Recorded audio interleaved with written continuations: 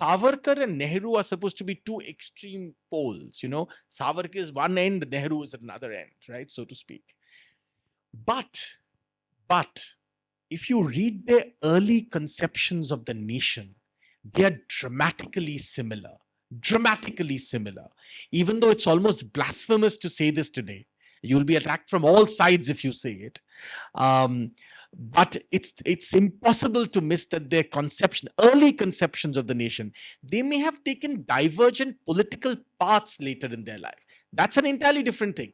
But I am talking about the initial fundamental core imagination of what India is. What is the nation, right? What is this nation that, they were all thinking about? And that is dramatically similar. Allow me to read to you.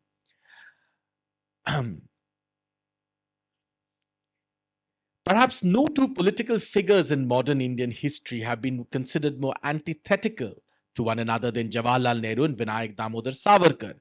The self-professed admirer of socialism, Nehru, the first Prime Minister of India, is seen as an emblem of pluralism, while Savarkar, with his sectarian fusing of the Hindu religion with nationalism, is considered parochial and divisive, depending on where you stand in the political framework. But that is an oversimplification and a gross oversimplification, because these are complex lives of men dealing with very complex ideas. Our contemporary debates on television and so on and so forth oversimplify these things tremendously. This is most apparent.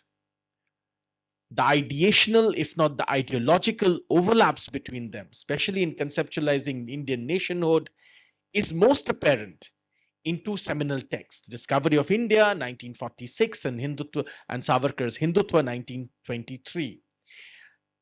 In these books, please note, and you will note as I read this, they start at the very same conceptual points, even though they arrive at different destinations. Embedded in these texts are themes that are considered key to the worldview of political Hinduism. But as a careful comparison shows, these views were perhaps part of a broader consensus in some ways of thinking about the nation at that time. There is a reference to sacred geography, which holds for both these men the hidden heart of national identity, the shared narrative of masculinity, a framing of Eastern nationalism which they feel compelled to contest, a cultural inadequacy, and a need to address caste discrimination. I wandered over the Himalayas, which are closely connected to old myth and legend. The mighty rivers of India that flow from this great mountain barrier into the plains of India, the Indus or the Sindhu, from which our country came to be called India or Hindustan, says the Discovery of India. This is Nehru. What does Savarkar say?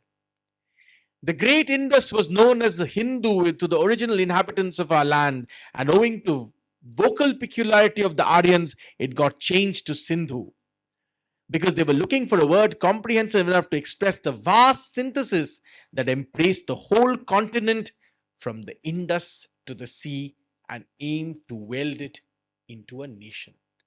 It is remarkable how close these two conceptualizations are.